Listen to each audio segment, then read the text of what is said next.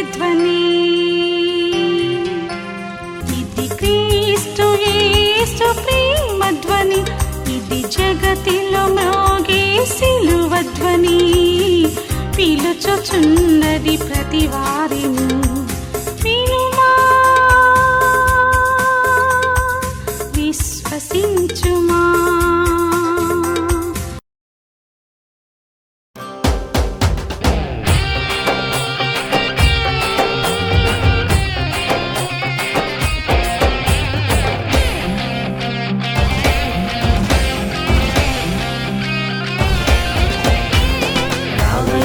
యేసునాథా మా రక్షణ మార్గము, రావయ్యా యేసునాథా మా రక్షణ మార్గము. నీ సేవ చేయమము చేపట్టుటకు రావయ్యా యేసునాథా, నీ సేవ చేయమము చేపట్టుటకు రావయ్యా యేసునాథా.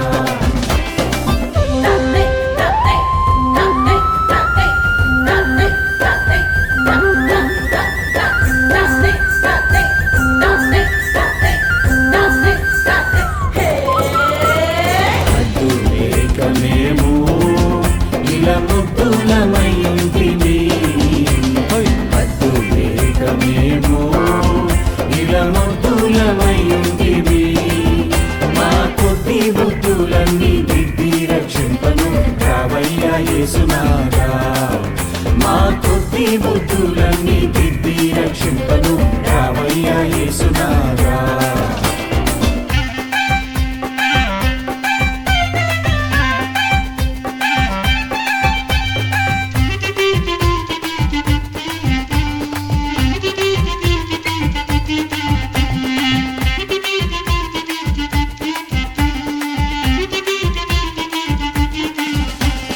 నేరలేని పాపము మాకు భారమైన మోపు, నేరలేని పాపము మాకు భారమైన మోపు.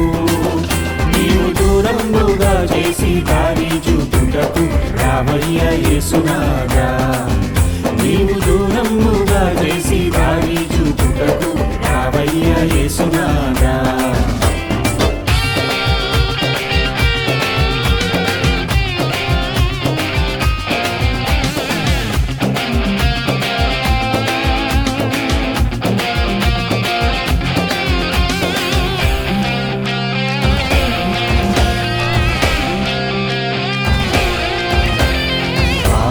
భయమేమో పరమ తండ్రిని గానకను, పాపుల భయమేమో పరమ తండ్రిని గానకను.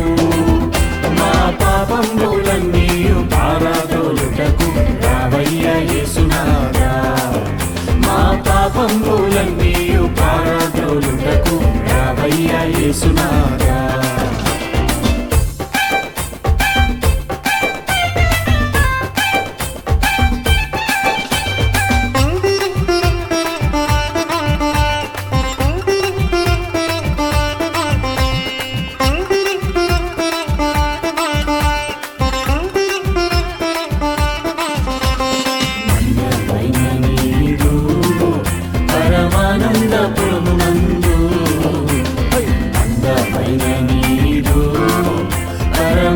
పరమానందపురమునందు మేమందరము చేరి ఆనందించుటకు రావయ్యా యేసునాథా, మేమందరము చేరి ఆనందించుటకు రావయ్యా యేసునాథా.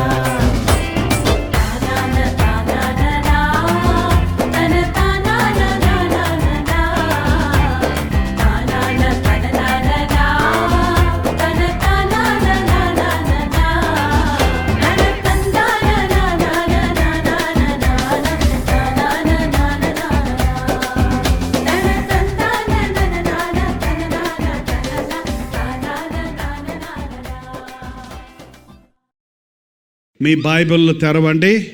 దేవుని స్తోత్రం. మీ బైబిల్ను తెరిచి చూపించండి. దివ్య గ్రంథము, దివ్య గ్రంథము, ఎచటనైనా చదివిన సహాయం దొరకను, కష్టములు వచ్చిన దుఃఖములు కలిగిన విడువకుండా చదువుడి దివ్య గ్రంథం. ఒకసారి ఊపండి, గాలికి బాగా ఊతున్నాయి కానీ లైఫ్ అండి, జీవం కలిగిన గ్రంథం ఇది. చచ్చిన గ్రంథం కాదు, ఒట్టొట్టి గ్రంథం కాదు, మాట్లాడే గ్రంథం ఇది. దివ్య గ్రంథము, దివ్య గ్రంథము, ఎచటనైన చదివిన సహాయ దొరకడు, కష్టములు వచ్చిన దుఃఖములు కలిగిన విడువకుండా చదువుడి దివ్య గ్రంథం. వందనాలు దింపండి. మీ పక్కన ఉన్న వారికి 2 చేతులు జోడించి వందనాలు చెప్పండి. మన భారతదేశ సాంప్రదాయ ప్రకారం ఎవరెవరో ఏ ఊర్ల నుంచి వచ్చామో, ఎక్కడెక్కడి నుంచి వచ్చామో కానీ మనందరం క్రీస్తు యేసు రక్త సంబంధులం. బైబిల్లో ఉన్న న్యాయాధిపతుల గ్రంథం 6వ అధ్యాయం 11వ వచనం దగ్గర నుండి చదువుతున్నాను, వినండి. యెహోవా దూత వచ్చి అబీయెజ్రీయుడైన యోవాషునకు కలిగిన ఒఫ్రాలోని మస్తక వృక్షము క్రింద కూర్చుని ఉండెను. యోవాషు కుమారుడైన గిద్యోను మిద్యానీయులకు మరుగై ఉండినట్లు గానుగ చాటున గోధుమలు దొళ్ళగొట్టుకొనుచుండగా యెహోవా దూత అతనికి కనబడి, పరాక్రమము గల బలాఢ్యుడా, యెహోవా నీకు తోడై ఉన్నాడు అని అతనితో సెలవిచ్చెను. ఇక్కడ ఒక సంభవాన్ని చూస్తున్నాం.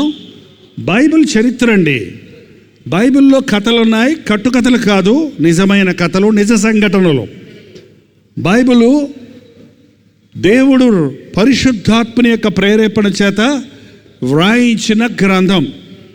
ఆ న్యాయాధిపతులలో ఒకడుగా ఉన్న గిద్యోను అనే ఒక యవనస్తుడు మిద్యానీయులకు భయపడి గానుగ చాటున ధాన్యము దొల్లగొట్టుకుంటూ ఉన్నాడు. వ్యవసాయం చేసేవారికి, వ్యవసాయం చూసిన వారికి అర్థమవుతుంది. సంవత్సరాంతాన ఆ పంట పండిన తర్వాత ఆ పంటలోని గింజలు రాలగొడతారు. ఆ కళ్ళెంలో ఆ గింజలు రాలగొట్టుకొని కుప్పలేసుకుంటారు. ఇక్కడ తన పంట, తన పొలంలో పండిన పంట, తన కష్టపడి పండించిన పంటను తను దొల్లగొట్టుకొని, అంటే సమకూర్చుకొని దాన్ని ఇంటికి తీసుకెళ్ళటానికి భయపడే పరిస్థితుల్లో ఉన్నాడు ఇతను. ఎవరికి భయపడ్డాడు చెప్పాలి? ఎవరికి భయపడ్డాడు? మిద్యానీయులకు భయపడ్డారు. ఎవడు ఈ మిద్యానీయులు? ఈ మిద్యానీయులు ఇశ్రాయేలు జనాంగానికి శత్రువులు, దేవుని బిడ్డలకు విరోధులు. సాతాను సంబంధులు ఎప్పుడు కూడా దేవుని సంబంధులకు విరోధులుగా ఉంటారు. మనం ఎవ్వరం కూడా సాతానుతో స్నేహం చేయలేం. నేను చేస్తున్నాను అంటే నువ్వు ఎవరి సంబంధివి? సాతాను సంబంధివి. ఎందుకంటే వెలుగు సంబంధులు చీకటి సంబంధులతో సహవాసం చేయటం కుదరదు. అవిశ్వాసులతో విశ్వాసులు విజ్జోడుగా ఉండలేరు. ఇక్కడ మిద్యానీయులు దేవుని బిడ్డలను బాధ పెడుతూ ఉండేవారు. అసలే దేవుడు మనతో ఉంటే శత్రువు గొప్పోడా, సాతాను గొప్పవాడా, మన యేసు ప్రభు గొప్పవాడా? చెప్పండి చూద్దాం. అనుమానమా? ఏంటండి?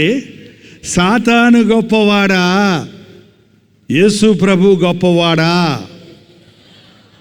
నువ్వు గొప్పోడువా, సాతాను గొప్పోడా? సాతాను మనకంటే గొప్పోడే.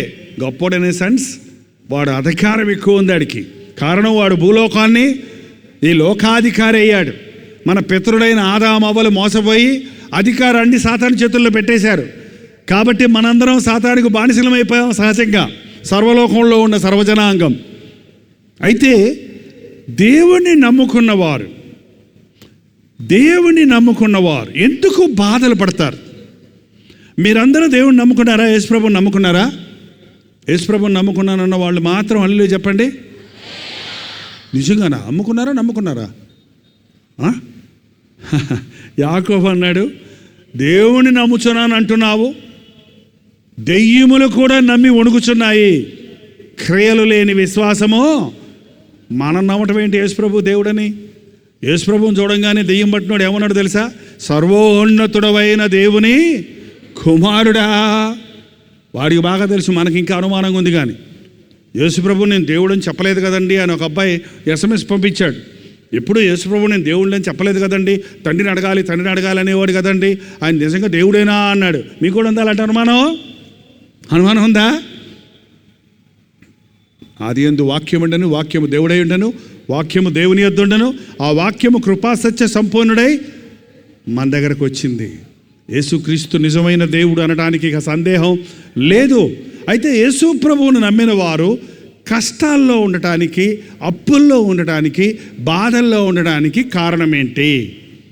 నా దగ్గరికి ప్రార్థనకు వచ్చే వాళ్ళందరూనండి, అసలు మన సభలకు వచ్చే వాళ్ళందరూనండి ఏదో ఒక బాధ, కొరత, అవసరత ఉన్నోళ్లే తప్ప నాకు ఏ బాధ లేదు అనేవారు ఒక 5-10 మంది ఉంటారో లేదో కూడా అనుమానమే. ఏంటండి? ఎందుకు ప్రభువును నమ్ముకున్న తర్వాత మనం ఇంకా బాధపడాలి? సాతానుకు మన మీద ఇంకా అధికారం ఉండాలి. ఎందుకో తెలుసండి? నీవు నమ్మిన దేవుణ్ణి నీవు విడిచిపెట్టినప్పుడు, నీవు నమ్మిన దేవునితో నీవు సహవాసం చేయనప్పుడు, నీ దేవుని సన్నిధిలో నువ్వు మోకరించి ప్రార్థించడం అభ్యాసం చేసుకున్నప్పుడు, నీవు దేవుని మాటలు నమ్మి ఆయన వాక్యానుసారంగా జీవించినప్పుడు, నీవు యేసు ప్రభువుని విసిగించినప్పుడు, ఆయన్ని బాధ పెట్టినప్పుడు, ఆయనకి ఇష్టం లేని చేసినప్పుడు దేవుని సన్నిధిని నువ్వు పోగొట్టుకుంటావు. సైతాను నిన్ను ఆవరిస్తాడు. ఎప్పుడనండి మన యేసయ్యకి ప్రేమించటం, దీవించటం, ఆశీర్వదించటం, క్షమించటం తప్ప శిక్షించటం, శ్రమ పెట్టడం, బాధ పెట్టడం, నాశనం చేయటం చేతకాదు. ఎందుకంటే ఆయన మంచి దేవుడు, కీడు చేయలేనివాడు.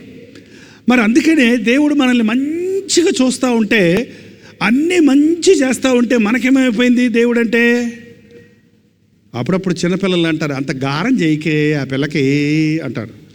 చిన్నపిల్లలు అంటే ఏది ఏడిచినా, ఏది ఇమ్మంటే తీస్తాం, ఏం చేయమంటే చేయటం, ఏదంటే చేస్తుంటే పిల్ల ఇంకా ఏం చేస్తాడో చెప్పండి?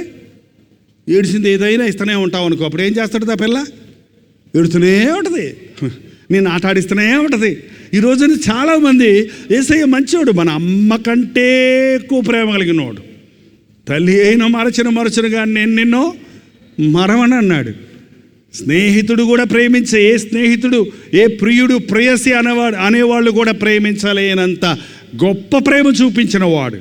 కాబట్టి మనకేమైపోయిందంటే, దేవుడు మనల్ని ఆశీర్వదిస్తూ ఉంటే, అడిగినవన్నీ ఇస్తూ ఉంటే, మనకు యేసు ప్రభు అంటే చులకనైపోయి ఆయన దగ్గర అన్నీ తీసుకుంటాం, ఆయన్నేమో ఏడిపిస్తాం, ఆయన్ని వాడుకుంటాం. అలాంటప్పుడు మనకు బుద్ధి చెప్పాలంటే ఎలా చెప్పండి? ఎలా? ఆయన కొట్టలేడు, తిట్టలేడు, శిక్షించలేడు, శపించలేడు. మరి నిన్ను దారికి తీసుకురావాలి. నువ్వేమో దేవుని ప్రేమను గుర్తిస్తడం లేదు, దేవుని ఆశీర్వాదాలు అనుభవిస్తున్నావు కానీ దాన్ని గ్రహించటం లేదు. నువ్వు దేవుని దగ్గర అన్నీ తీసుకొని దెయ్యం కోసం వాడుతున్నావు. నిన్ను అట్టగా వదిలిపెట్టేస్తే ఏమైపోతావు నువ్వు? అందుకేం చేస్తాడంటే అప్పుడప్పుడు, ఓ మిద్యానీయులారా మా వాళ్ళని కొంచెం చూసుకోయ్యా అని వాళ్ళకు వదిలేస్తాడంట. ఏం చేస్తారండి? ఐగుప్తు దేశంలో యోసేపు అంటే అడలు అందరికీ. యోసేపు ఇంటివారు, వాళ్ళ నాయన, వాళ్ళ కుటుంబీకులు వచ్చారన్నప్పుడు అందరూ సలాములు చేశారు యోసేపును బట్టి. కానీ కొన్ని రోజులు అయ్యేటప్పటికీ ఇశ్రాయేలు జనాంగం విస్తరించిపోతూ ఉన్నప్పుడు దేవుణ్ణి మర్చిపోయారు. యోసేపు చనిపోయిన తర్వాత ఆ ప్రజలు దేవుని యందు విశ్వాసం విడిచిపెట్టారు. కాబట్టి వాళ్ళు ఏమైపోయారో తెలుసా? ఐగుప్తులో బానిసలైపోయారు. ఐగుప్తీయులకు బానిసలైపోయారు. ఆ బానిసత్వంలో కుమిలిపోయారంట. అయ్యో యోసేపు దేవుడా అని అప్పుడు మొరపెట్టారంట. అప్పుడు ఆ బాధ పడలేక వారు నిట్టూర్చారంట, వారు మూల్గారంట. బైబిల్లో రాయబడింది, ఆ ఇశ్రాయేలులో మూల్గులు విని వారి నిట్టూర్పులను చూసి దేవుడు మోషేను పంపించాడు వారిని విడిపించడానికి. మనకి కష్టాలు వచ్చినప్పుడు నిట్టూరుస్తామా, మూలుగుతామా, లేకపోతే సంతోషంగా ఉన్నప్పుడు మూలుగుతారా? మాట్లాడతలేదు ఎవరు. ఏంటండి, కడుపులో బాగా నొప్పి వచ్చింది, క్యాన్సర్ గడ్డ వచ్చింది అనుకో, అమ్మా అయ్యా నువ్వేదక్కయ్యా అని అప్పుడు మూలుగుతారు. ఇప్పుడన్నా నేను గుర్తొచ్చానా బిడ్డ నీకు? క్యాన్సర్ రానంతసేపు మూలగవు, ప్రార్థన చేయవు, అడగవు, స్తుతి చెల్లించవు అని దేవుడు అప్పుడు కనికరిస్తాడు. ఇశ్రాయేలీయులు ఆ మట్టి తొక్కలేక, ఇటుకలు చేయలేక మూలిగితే ఆ మూలుగులు దేవుడు విన్నాడటండి. ఈ రాత్రి చూడండి, మీరు ఎప్పుడైనా సరే మీ బాధలో, తట్టుకోలేని వేదనలో మనుషుల దగ్గరికి వెళ్ళి ఏడవటం కంటే దేవుని సన్నిధిలో మూలిగినా చాలు. మీకు ప్రార్థన రాకపోతే కనీసం మూలగడ్డి పావురమట, దాని జత పావురం పోయినప్పుడు అది ఇంటికి రాకపోతే రాత్రంతా ఏం చేస్తుంది తెలుసండి? మూలుగుతూ ఉంటుందంట. దేవుని సన్నిధిని పోగొట్టుకున్నవారు, దేవుని ఆశీర్వాదాలు పోగొట్టుకున్నవారు, కష్టాలలో పడిపోయిన వారు, దేవుని సహాయం లేదని గ్రహించిన వారు మూలిగితే దేవుడు వింటాడు. ఆయన మూలుగులు విన్నాడు. నిట్టూర్పు అంటే ఏంటి? ఎవరైనా నిట్టూర్పు చూపించండి.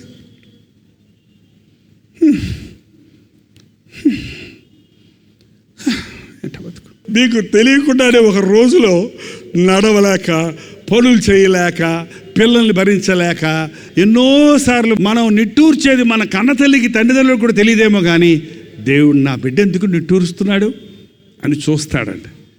ఇక్కడ మిద్యానీయుల చేతుల్లో ఇశ్రాయేలీయులు బహుగా శ్రమపడ్డారు. ఒకసారి చూడండి, న్యాయాధిపతుల గ్రంథం 6వ అధ్యాయంలో 1వ వచనం. ఇశ్రాయేలీయులు యెహోవా దృష్టికి దోషులైనందున యెహోవా 7 ఏండ్లు వారిని మిద్యానీయులకు, వాళ్ళు దోషులైన మూలాన మిద్యానీయులకు అప్పచెప్పేశాడంట. ఆ మిద్యానీయులు వాళ్ళని శ్రమ పెడితే 6వ వచనం చదవండి. దేశము పాడు చేయుటకు వారు దానిలోనికి వచ్చిరి. ఇశ్రాయేలీయులు మిద్యానీయుల వలన మిక్కిలి హీన దశకు వచ్చినప్పుడు వారు యెహోవాకు మొరపెట్టిరి. ఎప్పుడు? ఆ మిద్యానీయులు వాళ్ళని నానా హింసలు పెట్టినప్పుడు, వాళ్ళతో నానా చాకిరీలు చేయించుకున్నప్పుడు, ఆ హీన దశకు వెళ్ళిపోయి వాళ్ళ ఆస్తులన్నీ పట్టుకుపోయి, వాళ్ళ యవన బిడ్డలందరినీ తీసుకుపోయి వారి ఇష్టానుసారంగా వారిని బాధ పెట్టినప్పుడు మిద్యానీయులు అప్పుడు దేవుడికి మొరపెట్టారటండి. చూడండి, మన బ్రతుకులో కూడా నేను 18 ఏళ్ళ యవనస్తుడిగా మంచి చురుగ్గా ఉన్న సమయంలో యేసు ప్రభువుని నన్ను దర్శించాడు. ఆయనకి నా బ్రతికించుకున్నాను. ఒకవేళ యేసు ప్రభువు నాకు శిలువ దర్శనం ఇచ్చినప్పటికీ, నన్ను సేవకు పిలిచినప్పటికీ నేను రాను, నేను చదువుకోవాలి, నేను ఉద్యోగం చేసుకోవాలి, నేను గొప్పడైపోవాలి ఈ లోకంలో అని నేను మొరటాటం చేసి నా ఇష్టానుసారంగా పోయి ఉంటే ఎవరి చేతిలో పడుతున్నా తెలుసా? నేను ఎవరి చేతిలో అండి? సినిమా యాక్టర్ని అయిపోవాలనే పిచ్చి నాకు అప్పుడు. సినిమా యాక్టర్ని అయ్యి ఉంటే ఈ పాటికి ఎంతమంది యవనస్తులను పాడు చేతును, ఎంతమంది యవనస్తులకి నేను చెడ్డ మాదిరిగా ఉందును, ఎన్ని హీన కార్యాలు చేసి నరకానికి పోదును. కానీ దేవుడు పిలిచాడు, దేవుడికి లోబడ్డాను కాబట్టి దేవునికి సాక్షిగా నిలబడ్డాను. చూడండి, ఎంతోమంది దేవుని పిలుపుకు లోబడకుండా తమ ఇష్టానుసారంగా ఉద్యోగాలు చేస్తామనో, వ్యాపారాలు చేస్తామనో, లోకంలో గొప్పవారి మౌదామనో ఏవో ప్రయత్నాలు చేస్తారు, హీన దశకు వెళ్ళిపోతారు. నాకు చాలామంది తెలుసండి. చాలామంది పిచ్చోళ్ళు అయిపోతున్నారు కూడా అటువంటి పరిస్థితుల్లో. వారి మనస్సాక్షిని అణుచుకోలేక దేవుని పిలుపును పక్కన పెట్టి తమ ఇష్టాన్ని నెరవేర్చుకోవడానికి ప్రయత్నించినప్పుడు వారు చిక్కుల్లో పడిపోతున్నారు, వ్యభిచారంలో పడిపోతున్నారు, దురభ్యాసాలకు బానిసలైపోతున్నారు, త్రాగుడుకు బానిసలైపోతున్నారు. ఆ తర్వాత ఏడుస్తున్నారు, అయ్యో ఆ రోజు నేను ఆ జీవ సభలో నా ప్రభువు నన్ను పిలిచినప్పుడు నా జీవితాన్ని ఇచ్చుంటే నా బ్రతుకు ఎంత బాగుండేది అని 10 సంవత్సరాలు అయిన తర్వాత, జీవితంలో ఉన్న సారమంతా పోయిన తర్వాత, వ్యాధులు రోగాలు పాలైపోయిన తర్వాత నేను దేవుని సేవ చేస్తామని వచ్చేవాళ్ళు ఎందరో ఉన్నారు, ఏమీ చేయలేని పరిస్థితుల్లో మిగిలిపోతున్నారు. చూడండి, మీరు క్షేమదినములలో మీ దేవునిని గుర్తుపెట్టుకోనండి. మీరు ఇప్పటికే కష్టాలు పాలై ఉంటే దానికి కారణం మీరు దేవుణ్ణి మరిచిన మూలాన.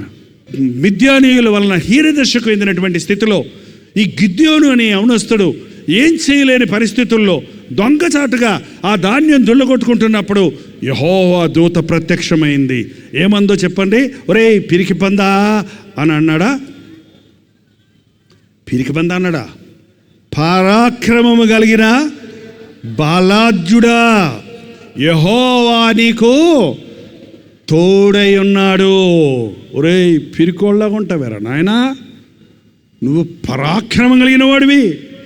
మనలో రెండు తత్వాలు ఉన్నాయి. యేసు ప్రభువు నీకు తోడుంటే పరాక్రమం కలిగిన బలాఢ్యుడివి. యేసు ప్రభువు నీకు తోడు లేకపోతే పిరికి పందవి, నిస్సహాయుడివి, నేమి చేయలేని వాడివి, పనికి మాలిన వాడివి, నిష్ప్రయోజకుడువు. జ్ఞాపకం పెట్టుకోడు ఎప్పుడైనా సరే. ప్రభువు నీలో ఉంటే పరాక్రమం కలిగిన వాడివి.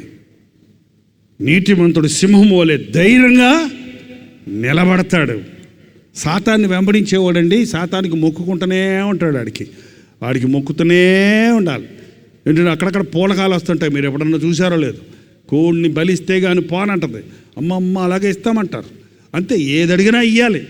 ఏంటండి ఎంతోమంది ఈ రోజున సాతానుకు బానిసలైపోయారు.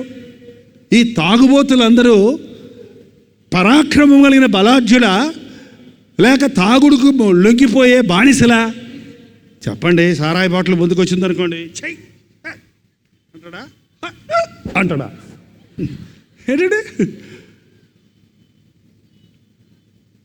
ఎంతమంది తాగుబోతులు ఈ రోజున తమ జీవితాలు యోసేపు పేరు, యేసుదాసు పేరు, మాథ్యూ పేరు. జాగ్రత్త. దేవుడు కోరుకున్న వ్యక్తివి నీవు దేవుణ్ణి మరిచిన మూలన సాతాను నిన్ను మత్తునిగా చేస్తున్నాడు, నిన్ను బలహీనపరుస్తున్నాడు. నువ్వు సైతానికి భయపడిపోయి లొంగిపోయి నీ బ్రతుకును నాశనం చేసుకుంటున్నావు. నీలాంటి వాడిని ప్రభువు చూసి ఈ రోజున దేవుడు తన వర్తమానాన్ని నీకోసమే ఈ మీటింగుల్లోనికి పంపించున్నాడు. నువ్వెవరో నువ్వు తెలుసుకో. నువ్వు దేవుని బిడ్డవి. దేవుడు నిన్ను రూపించుకున్నాడు తన స్వరూపంలో, తన ఆకారంలో. ఎంతసేపు పనికిమాలినోడిని, దిక్కులేనోడిని, దరిద్రుణ్ణి, శాపగ్రస్తుడిని, పాపాల్లో ఉన్నాను, పడిపోయినోడిని ఉన్నాను, తాగుబోతోడు అయిపోయాను, డబ్బులు లేవు, తిండి లేదు, ఉద్యోగం లేదు, చదువు రాదు. ఎప్పుడు ఈయనా అని బతుకులో? ఎందుకు? దేవుడు అంటున్నాడు, నువ్వు జ్ఞానం కలిగిన వాడివి, నువ్వు బలము కలిగిన వాడివి, నువ్వు నా స్వరూపం కలిగిన వాడివి, నువ్వు నాలా ఉండవలసిన వాడివి. నేను నిన్ను కొన్నాను రక్తమిచ్చి, నేను నిన్ను కన్నాను, నేను నిన్ను కొన్నాను. ఏమనుకుంటున్నారండి? దేవుడు మనల్ని సృష్టించాడు తల్లి గర్భంలో. మనం తప్పిపోయినప్పుడు మరలా తన రక్తమిచ్చి మనల్ని కొన్నాడు. ఇది నీవు గ్రహిస్తే నీవెంతటి వాడివో నీవు అర్థం చేసుకుంటావు. గిద్యోనుతో అంటున్నాడు, పరాక్రమం కలిగిన బలాఢ్యుడా, దేవుడు నీకు తోడై ఉన్నాడు. అంటే ఏమన్నాడు తెలుసండి? గిద్యోను చిత్తమున ఏలినవాడా, యెహోవా మాకు తోడై ఉండిన యెడల ఇదంతయు మాకేలా సంభవించను? ఏదంతా సంభవించింది? ఈ బాధలు ఎందుకు మాకు, ఈ అప్పులు ఎందుకు మాకు, ఈ జబ్బులు ఎందుకు మాకు, ఈ దరిద్రత ఎందుకు మాకు, ఈ పాపాలు ఎందుకు మాకు? నిజంగా దేవుడు తోడై ఉంటే నా కుటుంబం ఎట్టుందేంటి? నాకు ఇల్లు లేదే, నాకు వాకిల్ లేదే, నాకు తినటానికి తిండి లేదే, నా పిల్లలు బాగలేరే, నా భర్తకు రోగమే. ఇదే ఏకరవ పడతా ఉంటారండి. ఏంటంటే దేవుడు తోడు ఉంటాడు మీకు అంటుంటే, మరి దేవుడు తోడుకొట్టి ఈ బాధలన్నీ ఎందుకు మాకు? ఐగుప్తులో దేవుడు చేసిన అద్భుత కార్యాలన్నీ ఏమైపోయాయి? ఏమండి? దేవుడిని తోడుగా ఉన్న దేవుణ్ణి నీవు గ్రహించలేదు. ఆ దేవుని చేతిని విడిచిపెట్టేశావు. ఇంకేమన్నాడు? యెహోవా మమ్మల్ని విడిచిపెట్టేశాడు. యెహోవా మమ్మల్ని విడిచి మిద్యానీయుల చేతికి మమ్మల్ని అప్పగించాడు. దేవుడు నన్ను విడిచిపెట్టేశాడు.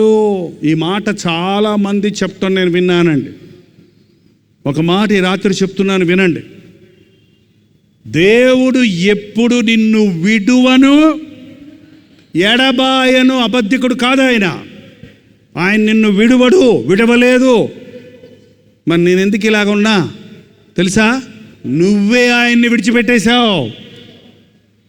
మనం మార్కెట్కి వెళ్తున్నప్పుడు ఈ తిరణాలు జరుగుతుంది చూడండి.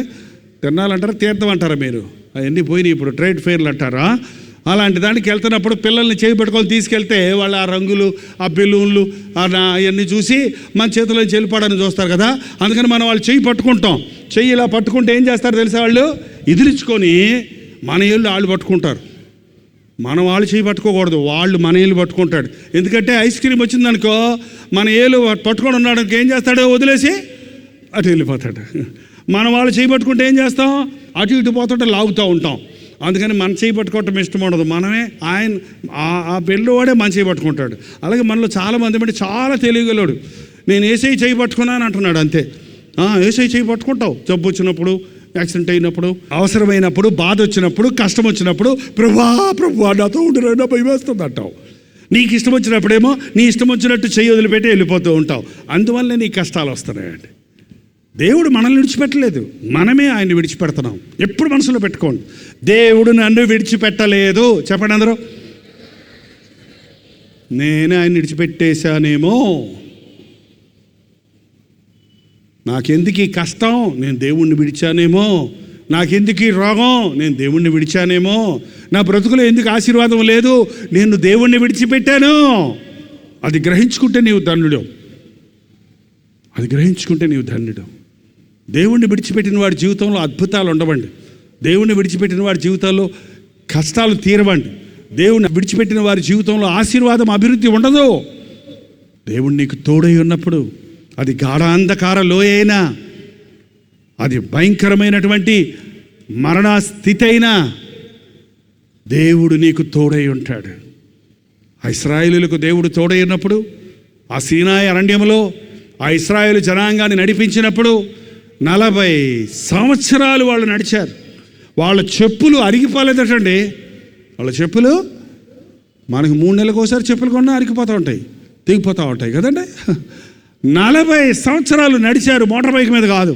కానీ చెప్పులు అరగలేదు, వాళ్ళ వస్త్రాలు పాతగెళ్ళలేదు, ఉతుక్కోవడానికి వాళ్ళ వస్త్రాలు ఇప్పలేదు.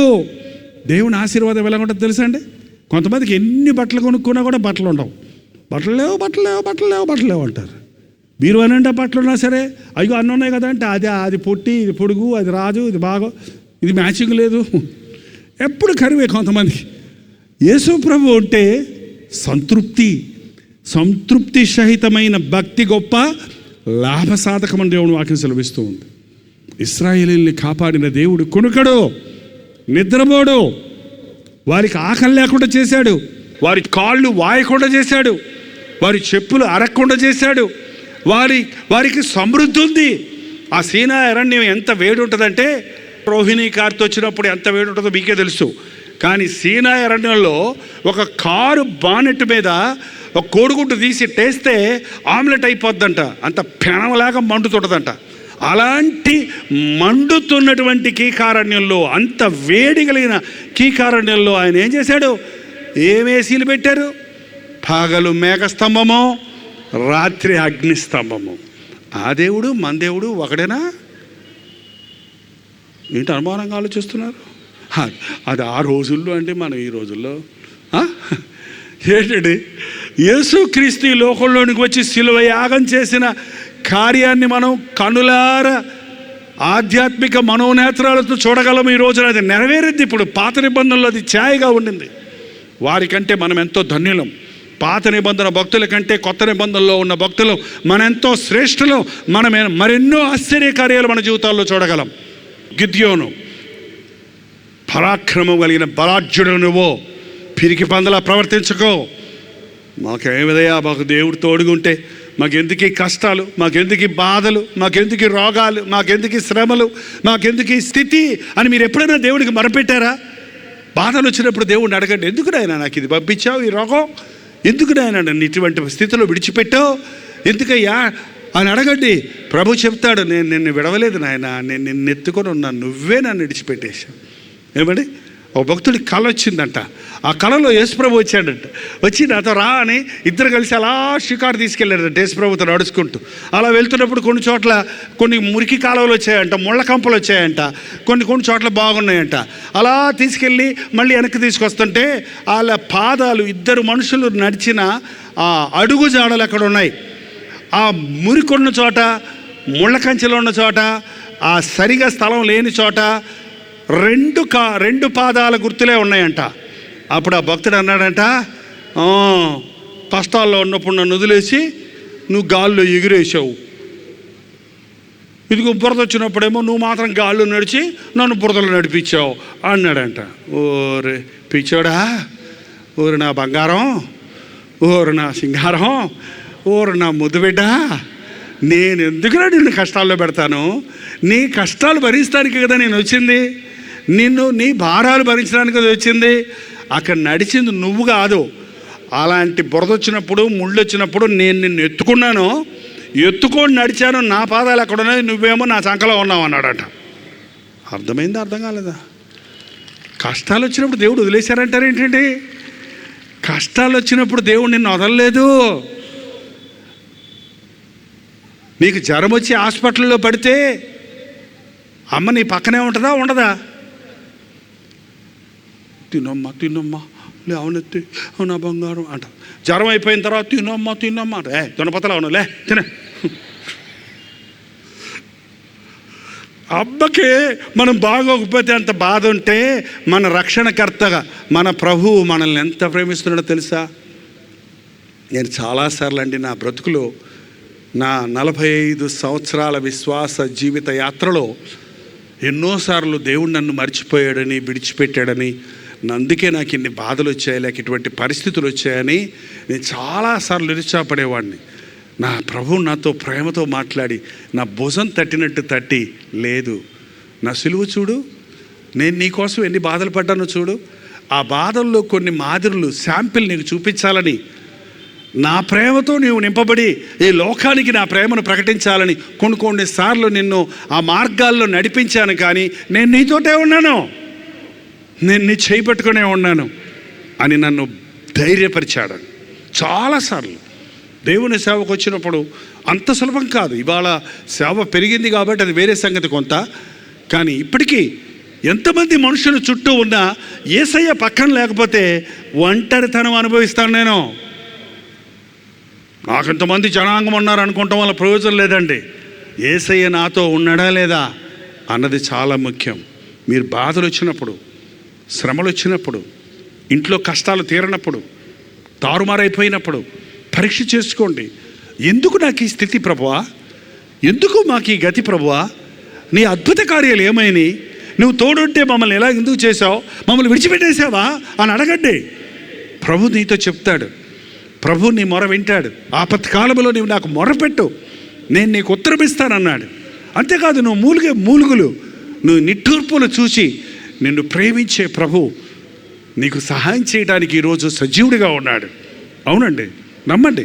ఈ గిద్యోనుతో అంటున్నాడు, మమ్మల్ని విడిచిపెట్ట 14వ వచనం, అంతటా యెహోవా అతన్ని తట్టు తిరిగి బలము తెచ్చుకొని వెళ్ళి మిద్యానీయుల చేతిలో నుండి ఇశ్రాయేలును రక్షింపుము, నిన్ను పంపిన వాడిని నేనే అనెను. బలము తెచ్చుకొనుము, మిద్యానీయుల చేతుల్లో నుండి ఇశ్రాయేలుని విడిపించుటకు నేను నిన్ను పంపుతున్నాను అన్నాడు. అప్పుడే గడగడలాడుతున్న గిద్యోను దేవుని మాటలు విన్నప్పుడు బలం తెచ్చుకో. హార్లిక్స్ తాగితే బలం వస్తుందండి, బోర్నవిటా తాగితే బలం వస్తుందా? బలం తెచ్చుకోమంటే ఎక్కడి నుంచి వస్తుంది బలం? ఏంటండి మీకు తెలుసా? నాకు బలం ఎక్కడి నుంచి వస్తుందో తెలుసా? బోర్నవిటా హార్లిక్స్లు తాగను నేను. తిండి తినేదే తక్కువ. తెల్లారుజాము 3:30కి తిండి, రాత్రి తిండి. ఏంటంటే ఇంట్లో ఉన్నా అంతే. దేవుని పని ఎప్పుడో గుర్తొస్తే మొదటి గతకటం అంతే. అంతేగాని టైం ప్రకారం నిద్రపోయి, టైం ప్రకారం బ్రేక్ఫాస్ట్, వచ్చాను మాట్లాడటం అంటే అంటే గంటలు నిద్రపోతే బలం వచ్చేస్తుంది అనుకుంటారు. 3 గంటలు 4 గంటలు నిద్రపోతాను అంతే నేను. కానీ ఎక్కడి నుంచి వస్తుంది నాకు ఈ బలం? నాకే ఆశ్చర్యం వేస్తుంది. ఎక్కడి నుంచి వస్తుంది? నిన్ను బలపరచువాడిని నేనే. యెహోవా కొరకు ఎదురు చూచువారు నూతన బలం పొందుతారు. నిద్రపోయేవాళ్ళు కాదు. నిద్రపోయే వాళ్ళకు నూతన బలం రాదు. చూడండి, ఎక్కువసేపు నిద్రపోండి, ఆ రోజు చూడండి అట్టుంటుంది మీ బతుకు. 10 గంటలు పడుకున్నావు కదరా, ఏంట నిద్ర వస్తుంది అంటాడు, మళ్ళీ ఆయన ఆవలిస్తూనే ఉంటాడు. చూడండి, నిద్రపోతులారా యేసు ప్రభువును చూడండి, వేకువనే లేచి ప్రార్థించేవాడు, మోకాళ్ళలోని ప్రార్థించేవాడు. నా తండ్రి ఇంటి పనుల మీద ఉండాలి, నా తండ్రి పని ముట్టించడమే నాకు ఆహారం. దేవుని పని చేస్తే వచ్చే బలం హార్లిక్స్లు, బోర్న్విటాలు, విటమిన్ టాబ్లెట్స్, ఏంటంటే ఎక్సర్సైజులు, జిమ్ములు, ఇంకేంటంటో చెప్తారు ఈ రోజుల్లో. ఫిట్గా ఉండాలంట, ఫిట్గా అంటే పడిపోయేటట్టు ఉండాలంట, ఫిట్ ఏంటంటే డైటింగ్ అంట. యేసయ్య కొరకు రాత్రి మగళ్ళు ప్రయాసపడు, నీకు బలం ఇస్తాడు ఆయన. బలం కావాలంటే మోకాళ్ళ మీద పడు. దానియేలు రోజుకు 3 మోకరించి ప్రార్థించినప్పుడు ఆయన వయసు ఎంతో తెలుసండి మీకు? 89 సంవత్సరాల వయసు ఆయనకి. 89 సంవత్సరాల వయసు అప్పుడు కూడా ఆయన మోకరించి ప్రార్థన చేయగలిగాడు. కారణం ఏంటో తెలుసా? యవ్వన కాలంలో వైను, బీరు, గీరు, ఏంటో విస్కీ, బ్రాందీ, ఫారిన్ సరుకు అంట, ఏంటేంటో మాట్లాడతారు. ఏమన్నా వస్తాం, ఏంటి తమ్ముడా తాగుతున్నావు అంట అని అడిగాను ఒక అబ్బాయిని. ఎవరు చెప్పారన్నా నీకంటే? ఎవరు చెప్పారు సంగతి తర్వాత, తాగుతున్నావా లేదంటే, లేదన్నా నేను తాగలేదన్నా, కొంచెం బీర్ తాగుతున్నాను అన్నాడు. సన్నగా ఉన్నాను, బీర్ తాగితే లావు అవుతున్నారు, అందుకని బీర్ తాగుతున్నా. ముందు బీర్ తాగుతావు, తర్వాత గేర్ పడుద్ది, తర్వాత బ్రాందీ తాగుతావు, తర్వాత అందరూ కూడా ఒక పెగ్గుతోటే స్టార్ట్ చేస్తారు. నేను అప్పుడప్పుడు తాగుతా, ఫంక్షన్లో తాగుతా, ఎవరన్నా పోయిస్తే తాగుతా, నా సొంత డబ్బులతో తాగను, ఇలాంటి కబుర్లు చెప్పేవాళ్ళు 3 మంది ఉంటారు. జాగ్రత్త. పాపానికి చోటు ఇచ్చావా, నీ నెత్తెక్కి కూర్చొని పిలకబెట్టుకొని ఆడిస్తుంది సాతాను నిన్ను. అనేక మంది యవనస్తులు బలాఢ్యులుగా ఉండవలసిన వారు నడుము నొప్పి, మోకాళ్ళ నొప్పులు, ఏంటంటే చిన్నపిల్లలకి షుగరు. యవనస్తులు, ఒక యవనస్తుడిని సైకిల్ మీద తీసుకొని వెనకాల కూర్చోబెట్టి తీసుకొచ్చారు ప్రార్థనకు ఒక ఊర్లో. మంచి 18 సంవత్సరాలు 19 సంవత్సరాలు యవనస్తుడు. ఆ కుర్రాడు ఏమైందంటే 2 కాళ్ళు పడిపోయినాయి అన్నాడు. ఏమైందయ్యా అంటే, చెప్పుకోవడానికి సిగ్గు ఉందండి, వ్యభిచార స్త్రీల దగ్గరికి వెళ్ళానండి, అవేవో రోగాలు అడ్డి పట్టుకున్నాయి, నా బ్రతకట్టు అయిపోయిందని ఏడుస్తున్నాడు. ఎంతమంది యవనస్తులండి? వ్యభిచార కార్యాల్లో నీ బలము స్త్రీలకు ఇవ్వద్దు. చార స్త్రీ ఇంటి దగ్గరకు వెళ్ళొద్దు, అది పాతాళానికి దిగే మెట్లు అని దేవుని వాక్యం సెలవిస్తుంది కదా. తమాషా అంటారేంటి పాపం చేస్తూ, సరదా అంటారేంటి పాపం చేస్తూ? బలాఢ్యుడిగా ఉండవలసిన నీవు నిష్ప్రయోజకుడిగా మంచం మీద పడి ఉండడం ఎందుకు? మొరపెట్టి రాత్రి పడిన నిన్ను లేవనెత్తడానికి, బలహీనుడైన నిన్ను బలపరచడానికి ఈ రాత్రి దేవుడు అందుకే మనల్ని బలహీనులని జడ్జిమెంట్ చేసి మన మీద ఒక తీర్పు తీర్చి వదిలిపెడతానికి రాలేదు యేసు ప్రభు. మన స్థితిని మనం తెలుసుకునేటట్టు చేసి, మన స్థితిలో నుండి మనం లేవనెత్తి మనకు నూతన స్థితిని ఇవ్వడానికి, పోగొట్టుకున్నవన్నీ తిరిగి ఇవ్వడానికి ఆయన సమర్థుడిగా ఉన్నాడు. బలం తెచ్చుకో, నేను నీకు చెప్తున్నాను, నేను పంపుతున్నాను, వెళ్ళు అంటే ఏమన్నాడు చూడండి గిద్యోను. నా ఎల్లువాడా, ఏం సహాయం తేలమంటావయ్యా? నాకు కత్తి యుద్ధం రాదు, నాకు కత్తి పట్టుకోవడం రాదు, యుద్ధం చేయడం రాదు, తుపాకులు పేల్చడం రాదు, నా దగ్గర డబ్బులు లేవు, నాకు కండలు లేవు, నాకు బలగం లేదు. దేని సహాయంతో నన్ను వెళ్ళి ఆ భయంకరమైన మిద్యానీయులు 7 సంవత్సరాల నుంచి మమ్మల్ని పట్టుకొని పీడిస్తున్న వారిని నన్ను పోయమంటావేంటయ్యా? నేను ఒక్కడిని పోయి ఏం చేయమంటావయ్యా? నాకు ఏ సహాయం ఉందయ్యా? నాకు ఏమీ లేదయ్యా. ఈరోజున చాలామంది అలాగా అంటారండి. దేవుని సేవ చేయి తమ్ముడా అంటే, నాకేముంది చేయటానికి అన్నాడు రాత్రి ఒక తమ్ముడు. నేను చేయలేనంటే దేవుని సేవ, నాకేం తెలివి లేదు, జ్ఞానం లేదు, చదువు లేదు. ఏంటండి, యేసుప్రభు శిష్యుల్ని పిలిచినప్పుడు మంచి ఫస్ట్ గ్రేడ్లో పాస్ అయిన గ్రాడ్యుయేట్స్ని, పోస్ట్ గ్రాడ్యుయేట్స్ని, మంచి పర్సనాలిటీస్ ఉన్న వాళ్ళని పిలిచాడా? ఎవరిని పిలిచాడు? విద్య లేని పామరులు. కానీ వారిని చూసిన వాళ్ళు ఏమన్నారు? అరే, వీరు విద్య లేని పామరులు కదా, వీరికి ఇంత పాండిత్యం ఎలా వచ్చింది, ఇంత మంచి భాషా శైలి ఎలా వచ్చింది, వీళ్ళ ధైర్యం ఏంట్రా బాబు, అదేంటి అంత ధైర్యంగా, ఆ టీవీ ఏంటి, ఆ దర్జా ఏంటి వీళ్ళు అని ప్రశ్నించుకొని వాళ్ళే సమాధానం చెప్పుకునేవాళ్ళంట. ఓహో, వీళ్ళు క్రీస్తుతో ఉండేవాళ్ళు కదా, అందుకొచ్చింది. ఎందుకంటే యేసయ్యలో బుద్ధి, విజ్ఞాన, సర్వ సంపదలు క్రీస్తుని కలిగిన వాడికి అన్నీ ఉన్నాయి. నాకేం లేదు, నాకేం లేదని చెప్పొద్దు. నీలో ఏమీ లేదు, కానీ నీతో క్రీస్తుంటే నీకు అన్నీ ఉన్నాయి. నేను దేని సహాయంతో వెళ్ళాలి ప్రభువా? నా చేత కాదు నాయన అంటే దేవుడు ఏమన్నాడు చూడండి, తర్వాత వచ్చిన టక్కని చదవండి. అందుకు యెహోవా అయిననేమి తొందరగా పోవాలని చెప్పాను కానీ చెరుగ్గడ్డ తిన్నారండి ఎప్పుడన్నా మీరు? చెరుగ్గడ్డ తిన్నారా? చెరుగ్గడండి రసం తీసేసింది కాదు, మీరే ఒలుసుకొని తిన్నారా? తొందరగా తినమంటే చెరుగ్గడ గబగబ నోట్లో కుక్కున్నావు అనుకో, ఏమవుద్ది? కథ కొరికేసావు ఏమవుద్ది? ఏం చేయాలి దాన్ని? ముందు ఆ పేడంతా అదేంటిది అనుకున్నా ఆ పైది తీసేసి తోలు తీసేసి, తోలు అంటారు దాన్ని, ఏమంటారు? పేడ అంటారు, ఏంటంటారు? అది తీసి చిన్న ముక్క నుంచి కొరుక్కొని నమిలితే బా జ్యూస్ ఎంత బాగుంటుంది కదండి, తీగా. ఆ జ్యూస్ అంతా అయ్యాక చప్పగా అయిపోయిన తర్వాత ఆ మొక్క ఊసేసి మళ్ళీ కొత్త ముక్క కొరుక్కుంటాం, అంతేనా? దేవుని వాక్యంలో కూడానండి ఒక్కొక్క పదంలో బోల్డ్ జ్యూస్ ఉంది, సారం ఉంది. నువ్వు గడగడగడ చదివేస్తే కంటతబడ్డట్టు చదివేస్తే ఏముండదు. అయిననేమి అనేది ఒక మొక్క. ఆ మొక్క ఎంత సారం ఉందో తెలుసా? ఈ రాత్రి అంతా చెప్పినా కూడా తరగదు. మనకు వేరే పర్మిషన్స్ లేవు, లైట్లు ఆర్పేయాలి, మనం వెళ్ళిపోవాలి, మీరు ఎక్కడెక్కడికో వెళ్ళాలి, కుదరదు. కాబట్టి మీరు వెళ్ళి మళ్ళీ గుంజుకోండి ఆ చెప్పిన వాక్యాల భావాలు. ఏదైనా యేసు ప్రభు చెబితే నాకు బలం లేదు, నాకు డబ్బులు లేవు, నాకు తెలివి లేదు, నాకు నా మాట ఎవరు వినరో, నాకు ఎవరు తోడు లేరు, నేనేం చెయ్యలేను అని చెప్తుంటాను చూడండి. చెప్తుంటారా? చెప్పండి. ఒకప్పుడు గర్విష్ఠులు ఎక్కువ మంది ఉండేవారండి. ఇప్పుడండి ఏమీ లేదనే వాళ్ళు ఎక్కువ మంది అయిపోయారంట. నేను ఎందుకు పనికిరాను, నా బతికిద్దే, నా కర్బా, నేను చచ్చిపోతా, నా బతికించుకుంటా,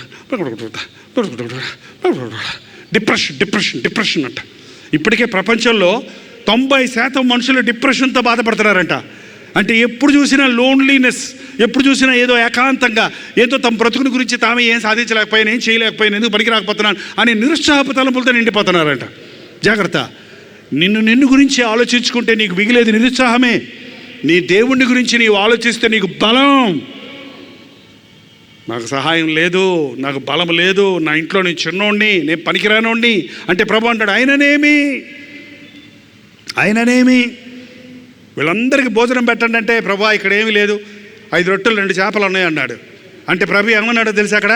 ఆయననేమి పట్టవయ్యా, నేను ప్రార్థన చేస్తే అందరూ సరిపోతాయి. ఏంటంటే నా దగ్గర ఇదే ఉంది నాయన.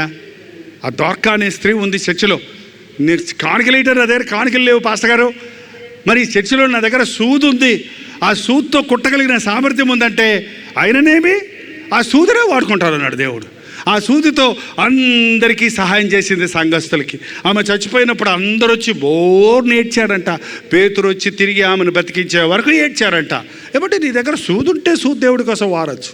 వెళ్ళవయ్యా, ఇశ్రాయేలీల్ని ఫరో చేతుల నుంచి విడిపించమంటే మోషే అన్నాడు, నా దగ్గర ఏముందయ్యా, నేను ఎట్టబొమ్మంటావయ్యా? అలాగే అడిగాడు ఆయన. ఏముంది నీ చేతిలో నడితే కర్ర ఉందయ్యా అని. కర్ర పడెత్తి పామైంది, ఎత్తుకుంటే కర్ర అయింది, కర్ర అంటే సముద్రం 2 పాయలైపోయింది, ఎర్ర సముద్రం. ఆ కర్రను వాడుకొని దేవుడు మోషేని తన అద్భుత కార్యాలు చూపించి అనేక ప్రజలను నడిపించడానికి శక్తినిచ్చాడు. ఈరోజు నిన్ను కూడా దేవుడు వాడుకుంటాడు. నీ చేతిలో ఏముంది? పెన్ ఉందా? కంప్యూటర్ ఉందా? సెల్ ఫోన్ ఉందా? నీ చేతిలో ఏముంది? ఏ సామర్థ్యం ఉంది? నీ వ్రేళ్ళు దేన్ని చేయగలవు? ఏది కడగలదు, ఏది నెయ్యగలదు, ఏది కుట్టగలదు? ఏ చిన్న విద్య అయినా దేవుడు అద్భుత కార్యాలు దాంతో చేయడానికి ఆశ కలిగి ఉన్నాడు. ఎప్పుడు నాకేమి లేదు అనకండి.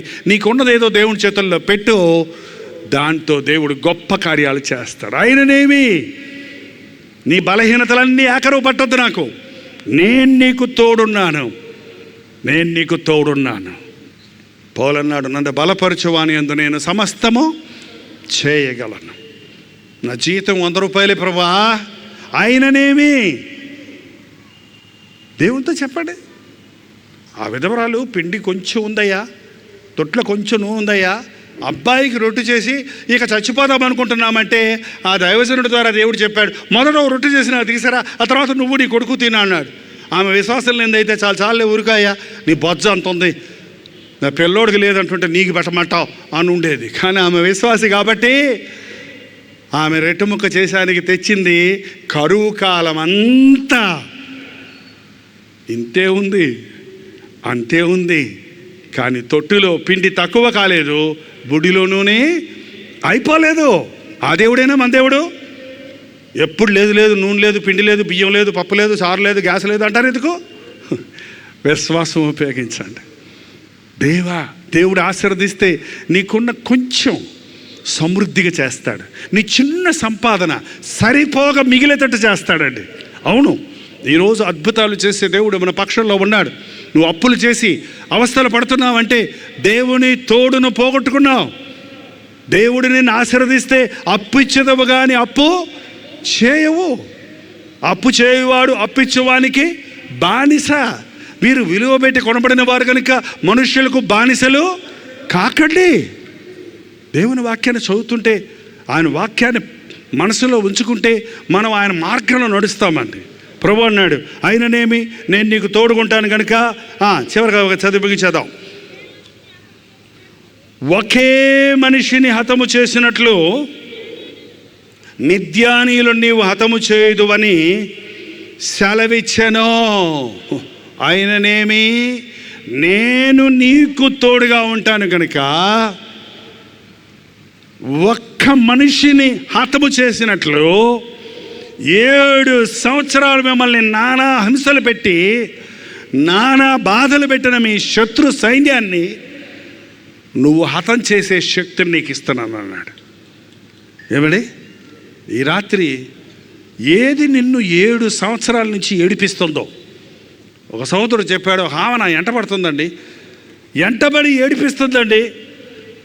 ఎంతమంది అమ్మాయిలు చెప్తుంటారు, ఒక అబ్బాయి నా ఎంట పడుతున్నాడండి, అతనితో మాట్లాడకపోతే నన్ను అవమానం చేస్తానంటున్నాడండి, నా మీద పితూరులు చెప్తానంటున్నాడండి, నా మీద ఎప్పుడో తీసిన ఫోటోలు తీసి అందరికీ బయటపెడతానంటున్నాడండి, నా బ్రతుకు నవ్వులు పాలు చేస్తానంటున్నాడండి, ఏం చేయాలో తెలియటం లేదు, ఊరేసుకొని చద్దామనుకుంటున్నాను అని వాళ్ళందరూ ఉన్నారు. చావద్దండి, చావద్దు, ఎవరు చావద్దు. చావు కాదు మీ సమస్యలకు పరిష్కారం. ఆత్మహత్య చేసుకొని చచ్చిపోతే నిత్య నరకానికి వెళ్ళిపోతావు. నరహత్య చేయకూడదు.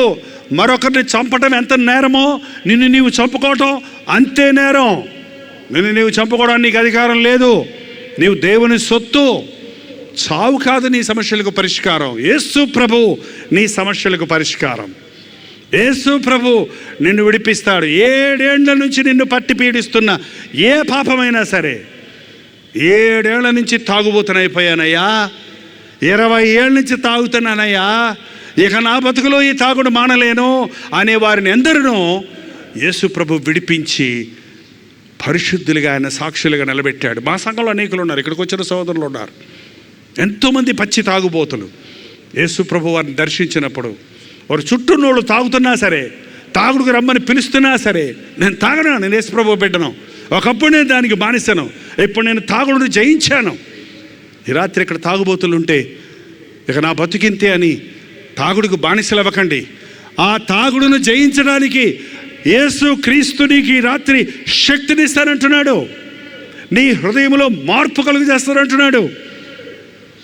7 ఏళ్ల నుంచి 20 ఏళ్ల నుంచి 18 ఏళ్ల నుంచి ఆ స్త్రీ నడువంగిపోయి ఉంది. ఎంత మాత్రమో చక్కగా నిలబడలేకపోయింది. ఒక్క మాటలో ప్రభువు నామన లేవనెత్తాడు.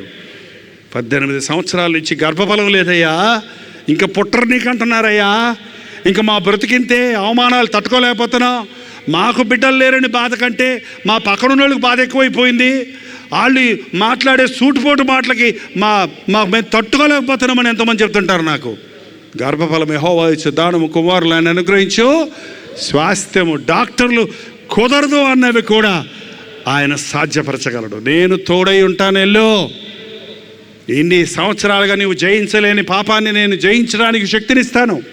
ఎన్ని సంవత్సరాలుగా నీ బ్రతుకులో ఆశీర్వాదం లేక సాతానికి బానిసమైపోయి ఉన్నావు. ఈరోజు ఆ సాతాన్ని నీ కాళ్ళ కింద చితకదొక్కిస్తానంటున్నాడు దేవుడు. ఏమండి, ఎప్పుడు యేసు ప్రభు సిలువ వేసినప్పుడే సైతాన్ తల చితికిపోయింది. వాడు ఇప్పుడు వరకు తోకాడిస్తున్నాడు అంతే. చచ్చిన పాము కొంచెంసేపు తోకాడిస్తే చూసారా, ఆ తోకాడిచ్చే చూసి మనం భయపడిపోతున్నాం. శీఘ్రముగా సమాధానకర్తయగు ప్రభు మీ కాళ్ళ కింద సాతానును చితకదొక్కిస్తున్నాడని దేవుని వాక్యంలో రాయబడింది. ఏ పాపాన్ని నీవు జయించలేకపోయావో, ఏ పాపం నిన్ను ఏలిందో ఆ పాపాన్ని నీవు జయించి నీ కాళ్ళ కిందేసి చితకదొక్కినట్లుగా తోడై ఉన్న ప్రభువు ఈ రాత్రి నీకు సహాయం చేస్తారంటున్నాడు. నమ్ముతున్నారా? నమ్ముతున్నారా? ఈ అప్పుల కోపంలో నుండి బయటపడలేనండి, ఈ పరిస్థితుల్లో నుంచి నేను బయటపడలేనండి, ఇక నేను యాక్సిడెంట్ అయింది, కాలు పడిపోయింది, ఇక నేను నడవలేను. ఇలా ఎంతమంది తెలుసునండి? నాకు ఎక్కువ ప్రయాణాలు చేసి బైకుల మీద సువార్త తిరిగి బస్సుల్లో కూర్చొని రిజర్వేషన్ లేకుండా ట్రైన్లో కింద పడుకోడి సువార్త కోసం ప్రయాణాలు చేశాను నేను. ఈ విజయవాడ ఎన్నోసార్లు ఆ లెట్రిన్స్ దగ్గర న్యూస్ పేపర్ వేసుకొని పడుకొని వచ్చాను మీటింగుల కోసం, ఈ చుట్టుపక్కల ప్రాంతాల కోసం. నడుము అరిగిపోయింది, ఆపరేషన్ చేయాలన్నారు, చేశారు, పెద్ద బెల్ట్ ఇచ్చారు, అది పట్టుకొని ఇట్లా నడుస్తుంటే మా బ్రదర్స్ కొంతమంది, అయ్యిందయ్యా ఇంత పరిగెత్తావు, ఇంత అయిపోయింది నీ పని అయిపోయింది అన్నాడు. అప్పుడే 10 సంవత్సరాలు అయిపోయింది ఆపరేషన్ అయ్యి, వెనకాల స్క్రూలు వేసి బిగిచ్చారు.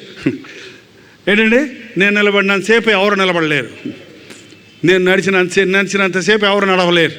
ఎక్కడి నుంచి వచ్చింది? ఎందుకంటే నా కొరకు ప్రయాసపడు, నేను నిన్ను స్వస్థపరుస్తా. నడవలేను అనుకున్నవాడిని నడిపించేవాడు ఆయన, చేయలేను అనుకునేవాడి చేత చేయించేవాడు మన యేసు ప్రభు, చేయవాడు ఆయన. నా బలహీనత, నేను ఎప్పుడు బలహీనున్నో అప్పుడు బలవంతుడు అన్నాడు. ఎవరో పౌలు. మన బలహీనత మనం నిజంగా గుర్తిస్తే బలమైన దేవుడు మన ద్వారా తన కార్యాలను జరిగిస్తాడు. నన్ను బలపరచువాని యందు నేను సమస్తము చేయగలను. ఈ రాత్రి నిరుత్సాహపడిన వారలారా, కృంగిపోయిన వారలారా, హీన దశకు వెళ్ళిపోయిన వారలారా, ఇక నా కుటుంబం కట్టబడదు, మా భార్యాభర్తలు మేము తిరిగి సమాధానంతో బ్రతకలేము, నా భార్య వెళ్ళిపోయింది, వాళ్ళ ఇంటికాడ ఉంది, రానంటుంది, ఎంతమంది చెప్పినా విన్నంటుంది అని ఎంతోమంది చెప్తున్నారు. అయిననేమి నేను నీకు తోడుగా ఉన్నాను. రాత్రి ఎవరో ఆయన చెప్పాడు, పంపటం లేదండి అంటే, పంపటం లేకపోతే అంటే నువ్వు వెళ్ళి నీ భార్యను తెచ్చేసుకోపో, దీనికి పెద్దలు ఎందుకు, పరిహారాలు ఎందుకు, వెళ్ళి ఏమే నా భార్య రా మనం పోదారా అని ఇద్దరు కలిసి వెళ్ళిపోండి. ఏంటండి, అరే పెళ్ళిగాని వాళ్ళు వేసి వెళ్ళిపోతాంటే, పెళ్ళైన వాళ్ళు మిగతా వేసి వెళ్ళిపోవడానికి ఏముంది తప్ప? అది కాదండి, నీ భార్యతో నువ్వు మాట్లాడటానికి మళ్ళీ మధ్యవర్తులు ఎందుకు, నీ భార్యతో నువ్వు మాట్లాడటానికి మళ్ళీ లాయర్ గారు ఎందుకు, నీ భార్యతో నువ్వు మాట్లాడుకొని సమాధాన పడటానికి అత్తమామలతో సంబంధం ఏముంది, తల్లిదండ్రులతో సంబంధం ఏంది, తల్లిదండ్రులను అత్తమామల్ని విడిచిపెట్టి తన భార్యను అత్తుకున్న వారిద్దరు ఏక శరీరం అయిందని బైబిల్ చెప్తుంది కదా. దేవుణ్ణి తోడుగా తీసుకెళ్ళు, లేకపోతే జగడాలు వెళ్తాయి. తెచ్చుకుంటాను పోయి జగడం తనులు తినొచ్చే వాళ్ళు ఉన్నారు. దేవుణ్ణి తోడుగా తీసుకొని వెళ్ళు, నీ భార్య నీ మాట వింటది. నిన్ను విడిచిపెట్టి పరస్త్రీ వ్యామోహంలో పడిన నీ భర్త దేవుని తోడు తీసుకొని దేవుని సన్నిధిలో మోకాళ్ళుని ప్రార్థించు, నీ భర్త నీ దగ్గరకు వస్తాడు, నీ దగ్గరకు క్షమాపణ అడుగుతాడు నీ భర్త. ఏమనుకుంటున్నారు యేసు ప్రభు అంటే? మనుషుల మనసులు మార్చగలిగినవాడు. కోర్టులు మార్చలేవండి, దెబ్బలు మార్చలేవండి, మనుషులు ఇంకొక మనిషి మనసును మార్చలేరు, కానీ యేసుక్రీస్తు మనుషులను మార్చేవాడు. నీ జీవితం అంతా చిందరవందర చేసుకున్నావు, కుటుంబం అంతా చిందరవందర చేసుకున్నావు. నా బిడ్డలు నా మాట వింటం లేదండి, నా బిడ్డలు ఇష్టం వచ్చినట్టు తిరుగుతున్నారండి, మా బిడ్డలు వచ్చి నాకు బైక్ కొంటా. మొన్న ఎవరో ఉత్తరం రాశారు, మా 10th క్లాస్ చదివే అబ్బాయి నాకు ఇమ్మీడియట్గా యమహా కొంటావా లేదా, కొంటే పరీక్షలు రాస్తా, కొనకపోతే రాయని అంటున్నాడు. అట్లా ఎక్కడ తెచ్చుకోనమంటారండి? 50,000 అంటే ఇప్పుడు ఆమె ఏడుస్తా రాస్తుంది ఉత్తరం. పరీక్షలు రాయడానికి యమహాకి సంబంధం ఏంటి అంటే, యమహాలో కూర్చుంటే కానీ పరీక్షలు రావా? ఎంతమంది యవనస్తులు ఇదినాల తల్లిదండ్రులు పట్టుకొని వేధిస్తున్నారు. అక్కడికి తల్లిదండ్రులు కడుపు కట్టుకొని నోరు కొట్టుకొని బిడ్డల క్షేమం కొరకు వారి కష్టార్జితాన్ని ఉపయోగిస్తుంటే ఏమిచ్చావు, ఏం చేశావు అని తిరగబడతారేంటండి? అలాంటి మొండి బిడ్డలు నీ ఇంట్లో ఉంటే, అలాంటి కృతజ్ఞత లేని వారు నీ ఇంట్లో ఉంటే, మోకరించి ప్రార్థించి ఒక్క మాట మాట్లాడు, నాయనా దేవుని తోడుతో ఒక్క మాట మాట్లాడు. ఆ మాట అతని గుండెను నలగొడుతుంది. నానా క్షమించు, అమ్మా క్షమించు అని నీతో సమాధాన పడతారు. అంతేగాని నిన్ను ఇంట్లోకి రానివ్వనరా, గడబెట్టేస్తానరా, పోలీసులకు అప్పచెప్పేస్తానరా. తల్లిదండ్రులు బిడ్డలను పోలీసు వాళ్ళకి అప్పచెప్తున్నారు ఏంటో, ఇది మన అర్థం కాదు. చేయకండి అలాంటి పనులు. మనకు గొప్ప న్యాయాధిపతి ఉన్నాడు, మన పక్షంలో ఉన్న ప్రభువు ఉన్నాడు, మనకు సహాయం చేసేవాడుగా ఉన్నాడు. అన్ని సమయాలలో అన్ని సహాయాలు చేయగలిగిన యేసుక్రీస్తు మనకు తోడై ఉన్నాడు. ఈ రాత్రి నువ్వు బాధల్లో ఉంటే, వ్యాధుల్లో ఉంటే, సమస్యల్లో ఉంటే, అప్పుల్లో ఉంటే, కుటుంబంలో సమస్యలుంటే, భార్యాభర్తలు విడిపోయి ఉంటే, రకరకాల రోగాలతో డాక్టర్లు బతకమని చెప్పుంటే, మీ అందరితో దేవుడు చెప్పే మాట ఒకటే, అయిననేమి నేను నీకు తోడై ఉన్నాను. ఒక్క దెబ్బతో ఒక్క మనిషిని ఓడించినట్లుగా సాతానును ఓడించడానికి, వాడు కలుగజేసిన సమస్యల నుంచి నీవు విడిపించబడడానికి నేను నీకు తోడై ఉన్నాను అంటున్నాడు. నువ్వు నమ్మిన దేవుడు గొప్ప దేవుడు అండి. ఈ యేసు ప్రభు సజీవుడు, ప్రార్థన ఆలకించేవాడు. మనం ఏడిస్తే చూడలేడండి. మన బాధ చూడలేడు ఆయన. మనం నశించిపోవాలని ఆశపడడు. ఏ ఒక్కడు నశించడం నాకు ఇష్టం లేదు. ఆ బాధ ఎదురుంటే నేనే భరిస్తాను నీ కోసం, ఆ శిక్ష నేనే భరిస్తానని మన భారాలన్నీ, మన బాధలన్నీ ఆయన కలువరి సిలువలో భరించాడు. నిలువెల్లి ఆయన నలగొట్టారండి. నీకు దెబ్బలు పడతాయిరా తప్పు చేస్తే అంటాం కదా. మనం అందరం చేసిన తప్పుల కొరకు ఆయన్ని కొట్టారు, చితక బాదారు, చీల్చారు.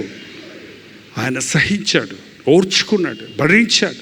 ఆయన దేవుడు గనుక ఒకేసారి వర్తమాన భూత భవిష్యత్ కాలంలో ఉన్న సకల మనుషుల కొరకు యాగాన్ని చేశాడు.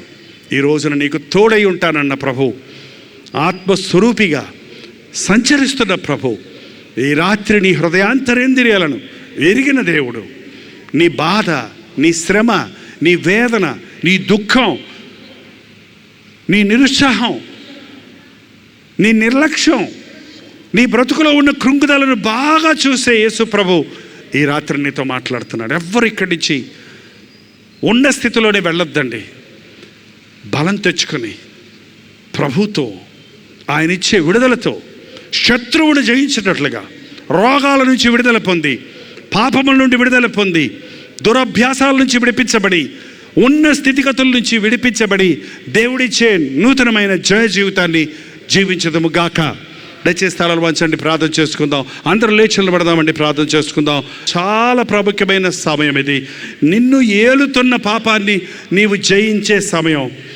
నీవు హీనదశకు చెంది అన్ని విధాల నష్టపోయిన పరిస్థితుల్లో ఉన్న నిన్ను ఈ రాత్రి లేవనెత్తాలని, నిన్ను బలపరచాలని ప్రభు ఆశిస్తున్నాడు. నీ దేవుడు నిన్ను ప్రేమిస్తున్నాడు. పాస్టర్లం కాదండి మిమ్మల్ని విడిపించేది, ప్రభు అయిన యేసుక్రీస్తు మనల్ని విడిపించేది. నేను నీకు తోడై ఉన్నాను, బలము తెచ్చుకో. ఒక్క నిమిషం ప్రార్థన చేద్దాం. నోరు తెరిచి మీ భారాలేంటో నాకు తెలియదు కానీ 7 సంవత్సరాల నుంచి సంతానం లేదని నిందిస్తున్నారయ్యా. పక్షవాతం వచ్చి 7 సంవత్సరాలైంది, కాలు చెయ్యి కదపలేని స్థితిలో ఉన్నానయ్యా. తాగుబోతునైపోయి ఉన్నాను, మానలేకపోతున్నాను. పరస్త్రీ వ్యామోహంలో పడ్డాను, బయటపడలేకపోతున్నానయ్యా. దుష్ట స్నేహాలకు లోనైపోయాను, బయటికి రాలేకపోతున్నాను. అవమానం, నింద, శ్రమ, వేదన నన్ను చుట్టుకున్నాయి. ఏదో సాధిద్దామనుకుంటూ దేనికోసమో ప్రయాసపడుతున్నాను కానీ ఏ ఉద్యోగం దొరకటం లేదయ్యా, ఏ పని దొరకటం లేదయ్యా. ఎన్ని ఇంటర్వ్యూస్కి వెళ్ళినా నేను సెలెక్ట్ అవటం లేదు నాయన. ఇక నా జీవితం వ్యర్థం, ఇక నేను పనికిరానని నిరుత్సాహపడిపోతున్నాను. అన్న సహోదరుడా, నీతోనే ఈ రాత్రి ప్రభు మాట్లాడుతున్నాడు. మిద్యానీయులకు భయపడిపోయి గానుగ చోటున ధాన్యము దొల్లగొట్టుకుంటున్న గిద్యోనుతో మాట్లాడిన దేవుడు ఈ రాత్రి ఆవడంలో ఉన్న నీతో మాట్లాడుతున్నాడు. నిన్ను నేను కోరుకున్నా, నీ ద్వారా గొప్ప జయము అనేకులకు రావాలని, నిన్ను నా చేతిలో పాత్రగా వాడుకోవాలని, ఇశ్రాయేలు జనాంగమంతటిని విడిపించేవాడిగా నిన్ను చేయాలని నేను ఆశిస్తానన్నట్టు ఈ రాత్రి ప్రభు నిన్ను పిలుస్తున్నాడు. ప్రథమ ఫలము నీవు ప్రభు పని చేయాలి, ప్రభువుకు సమర్పించుకో. దేవుడు పిలిచాడంటున్నావు, దేవుని సేవ చేయాలనుకుంటూనే ఏమి చేయలేని స్థితిలో మిగిలిపోయావు. నీ బలహీనతలు చూసుకుంటున్నావు, నీ కొరతలు చూసుకుంటున్నావు, ఎన్నో సాకులు చెప్తున్నావు, ఆయననేమి నేను నీకు తోడై ఉంటాను. ఈ రాత్రి యేసయ్య మాటలు మీ మనసులో పడనివ్వండి. మీ కొరతలన్నీ, మీ బాధలన్నీ, మీ సమస్యలన్నీ, మీ స్థితులన్నీ ఆయనతో చెప్పండి. వాటన్నిటికీ ప్రభు చెప్పే సమాధానం ఒకటే, ఆయననేమి క్షమించే నేనున్నాను, విడిపించే నేనున్నాను, లేవనెత్తే నేనున్నాను, సహాయం చేసే నేనున్నాను అన్న యేసయ్య మాటలు చెవియొక్కండి. ఇంకొద్దు, ఇంక నువ్వు ఏడుస్తూ కూర్చోవద్దు, ఇంక నువ్వు మూలుగుతూ కూర్చోవద్దు, ఇక నిన్ను నీవే చెప్పించుకుంటూ ఉండొద్దు. నీ బ్రతుకులో దేవుని ఆశీర్వాదం లేని పరిస్థితుల్లో మిగిలిపోవద్దు. ఏం సాధించలేకపోయానే, వ్యాపారంలో ఎక్కడ చూసినా అపజయమేనే, చేపల చెరువేసినా, కోళ్ళ ఫామ్ పెట్టినా, వ్యాపారం చేసినా, పొలం పంట వేసినా, కష్టపడి పని చేసినా కడుపు నిండటం లేదే, తృప్తి కలగటం లేదే. యేసయ్యా నన్ను విడిచిపెట్టేశావా? యేసయ్యా నన్ను విడిచిపెట్టేశాడు దేవుడు, నా గతి ఇంతే, నా స్థితి ఇంతే అని కృంగిపోతున్నావా? లేదు లేదు లేదు, యేసు ప్రభు నిన్ను విడిచిపెట్టలేదు. నువ్వే ఆయన్ని విడిచిపెట్టావు. నీ ఇష్టానుసారంగా నీ మార్గంలో వెళ్ళిపోతున్నావు. నీ వెనకాలే ప్రభు ఉన్నాడు, నిన్ను వెంటాడుతూనే ఉన్నాడు. లోబడిన నీ కొరకు తన చేతులు చాచి నా వైపు తిరుగు అని ఆశిస్తూ ఉన్నాడు. ఒక్కసారి నీవు పోయే మార్గమును నుంచి వెనక్కి తిరిగితే యేసయ్య హస్తాల్లో పడతావు. నీ ఎదుట సరిగా ఉన్న మార్గం మరణానికి దారి తీస్తున్నది. నేను బాగానే ఉన్నానని పరిగెడుతున్నావు, నీ పరుగు నరకం వైపే. అది విశాలమైన మార్గం. యేసయ్య చెంతకు రా, పశ్చాత్తాపడు, రిపెంట్, టర్న్ బ్యాక్, వెనక్కి తిరుగు. నీ బ్రతుకులో నీ పనులు మాని యేసు వైపు చూడు. ఆయన చేతులు చాచి ఉంచి ఉన్నాడు. నేను నిన్ను కడుగుతా, నేను నిన్ను స్వస్థపరుస్తా, నేను నిన్ను బలపరుస్తా, నేను నా పాత్రగా నిన్ను వాడుకుంటా, నా సాక్షిగా నిన్ను నిలబెడతా అని ఈ రాత్రి యేసయ్య నీతో చెప్తున్నాడు. నువ్వు స్త్రీవైనా, పురుషుడివైనా, వృద్ధుడివైనా, యవనస్తుడివైనా ఇంకా దేవుడు నిన్ను వాడుకోగలడు. ఇప్పుడు దేవుడు నిన్ను వాడుకోగలడు. నువ్వు ఆయనకి అప్పగించుకో, నీ బ్రతుకుని ఆయన చేతులకు అప్పగించుకో. నోరు తెరిచి ప్రార్థన చేయండి. మన రెండు చేతులు ఆకాశం వైపెత్తి దేవుని సన్నదిలో ఆయన మెల్లని స్వరాన్ని విందాం. నీ బాధల నుంచి లేవనెత్తే ప్రభు నీ ముందే ఉన్నాడు. ఆయన నీతోనే మాట్లాడాలని ఆశిస్తున్నాడు. నేను విడువనయ్యా,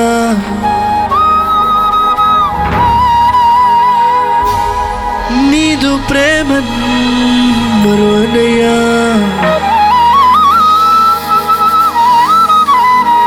నీ దయలోనే నన్ను బ్రతికించయ్యా,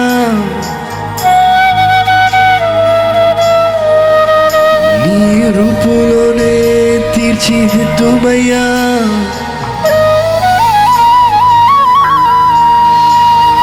జీవితమే నీదు వరమయ్యా, నీదు మేలు నేను మరువనయ్యా.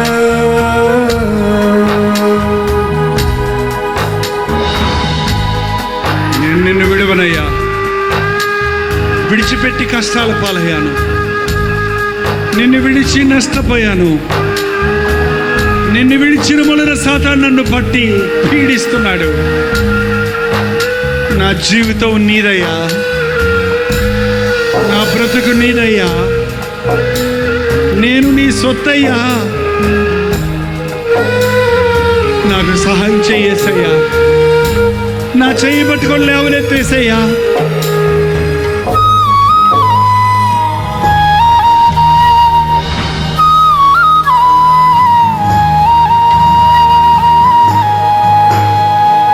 కష్టాలలో నేనుండగా నా వారే దూషించగా, వేదనతో చింతించగా దేవా, కష్టాలలో నేనుండగా నా వారే దూషించగా, వేదనతో చింతించగా దేవా,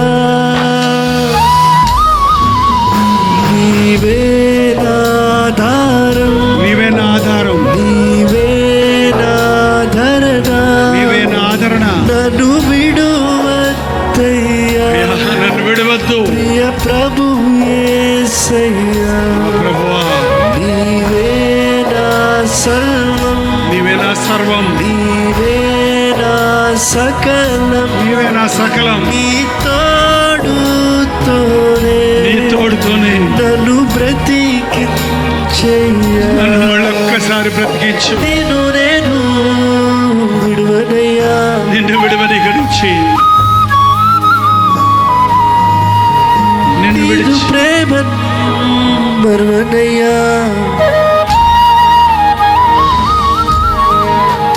నీ దయలోనే నన్ను బ్రతికించయ్యా, నీ రూపులోనే తీర్చిదిద్దువయ్యా, జీవితమే నీదు వరమయ్యా, నీదు మేలు నేను మరువనయ్యా.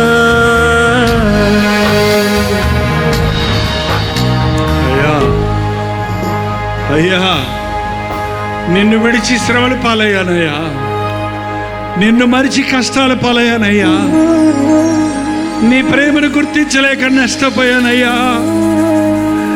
మనుషుల్ని నమ్ముకొని నిన్ను విడిచి కష్టాల్లో ఉన్నానయ్యా. నా వారన్న వారెవరు నాకు తోడు లేక, నన్ను కష్టాల్లో ఉన్నప్పుడు ఎవరు ఆదరించేవారు లేక, నిందలు అవమానాలతో వేదన దుఃఖంతో మిగిలిపోయానయ్యా. మనుషుల్ని నమ్ముకొని మోసపోయానయ్యా, డబ్బును నమ్ముకొని మోసపోయానయ్యా, నా బలమును నా సౌందర్యాన్ని నమ్ముకొని నిన్ను విడిచి నా జీవితాన్ని పాడు చేసుకున్నానయ్యా. యేసయ్యా, నన్ను ఇంకా క్షమిస్తావా? నన్ను మరలా లేవనెత్తుతావా?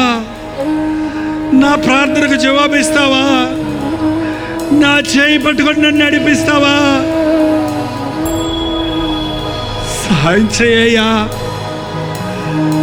అని మూలగండి దేవుని సన్నిధిలో అని చెప్పండి. యేసయ్యకి నువ్వెంతగా ఆయన్ని బాధ పెట్టినా, నువ్వెంతగా ఆయన్ని మర్చిపోయినా, నీకున్నవన్నీ పోగొట్టుకున్నా, నీవు మంచం పాలైపోయినా, ప్రభు అంటున్నాడు, అయిననేమి నేను నీకు తోడై ఉంటాను, నేను నిన్ను బలపరుస్తాను, నేను నిన్ను స్వస్థపరుస్తాను, నేను నీ మూయబడిన గర్భాన్ని తెరుస్తాను, నేను నీ అప్పుల సమస్యకు పరిష్కారం ఇస్తాను, నేను నిన్ను ఆశీర్వదిస్తానంటున్నాడు ఈ రాత్రి.